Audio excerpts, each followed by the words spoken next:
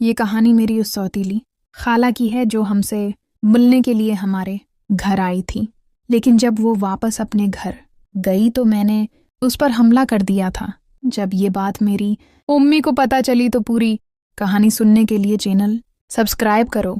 शाम का वक्त था। गांव की छोटी छोटी गलियों में हल्की ठंडी हवा चल रही थी।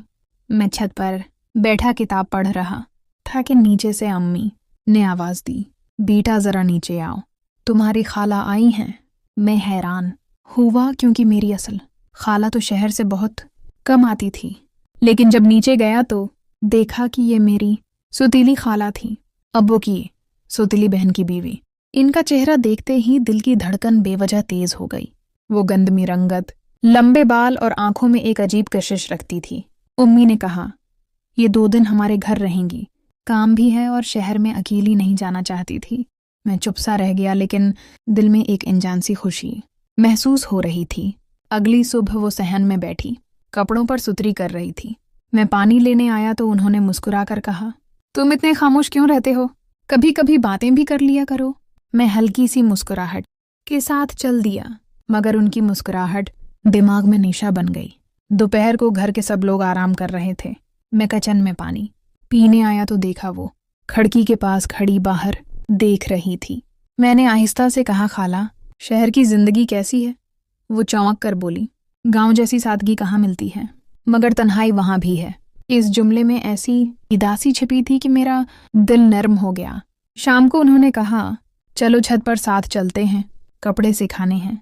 मैंने कपड़े लटकाने मैं मदद की तो हुआ में उनके बाल मेरे चेहरे से लग गए। एक लम्हे के लिए दिल जैसे रख सा गया, लेकिन मैंने खुद को संभाला। वो शायद ये सब आम समझ रही थीं, मगर मेरे लिए हर लम्हा खास होता जा रहा था। अगले दिन बारिश हो रही थी। सब घर के अंदर थे।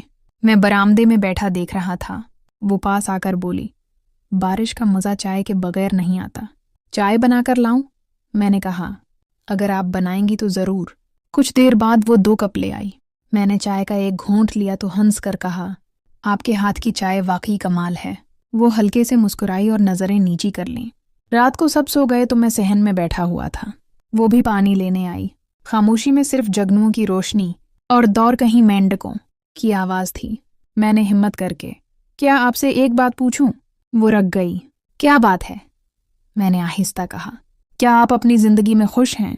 वो चंद लम्हे खामोश रही, फिर बोली, कभी कभी इंसान बाहर से हंसता है मगर अंदर से खाली होता है। उस लम्हे मुझे लगा जैसे हम दोनों एक ही कश्ती के सवार हैं। अगले दिन सुबह मैं बाग में काम कर रहा था कि वो भी आ गई। धूप नरम थी, परिंदे चहचहा रहे थे। हम आम के दरख्त के नीचे बैठकर बातें करने लगे। वो अपने बचपन की कहानियां सुनाती रही, मैं सुनता रहा। वक्त का पता ही न चला। शाम को जब वो कपड़े समेट रही थी, मैं उनके करीब जाकर कहा, आपकी बातों में एक सुकून है। पता नहीं क्यों लगता है आपसे घंटों बात कर सकता हूँ। वो खामोश हो गई, मगर आंखों में हल्की सी नमी आ गई। इस रात दोबारा बारिश हुई। मैं छत पर जाकर खड़ा हो गया। कुछ देर बाद वो भी आ गई। मैंने कहा, आप बारिश में भीगती हैं? वो हंस पड़ी, कभी कभार जब दिल करे। फिर हम दोनों बारिश में खड़े हो गए। वो लम्हा ऐसा था जैसे वक्त थम गया हो, जैसे दुनिया में सिर्फ हम दोनों रह गए हों। अगली सुबह वो जाने की तैयारी कर रही थी। दिल में एक अजीब सा बोझ था। मैंने उनका बैग गाड़ी तक रखा। जाते हुए उन्होंने आहिस्ता से कहा, तुम अच्छे सुनने वाले हो, ये आदत कभी न छोड़ना। मैं कुछ कह न सका, बस इन्हें जाता देखता रहा। वो चली गई, मगर उनके साथ गुजारे चंद दिन मेरी जिंदगी की यादों में हमेशा जिंदा रहेंगे।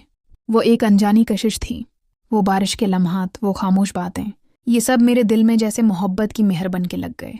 कुछ रिश्ते लफ्ज़ों से नहीं, एहसासात से बनते हैं, और मेरा और मेरी सौतीली खाला का रिश्ता भी शायद ऐसा ही था, खामोश मगर दिल के अंदर गहराई तक उतर जाने वाला।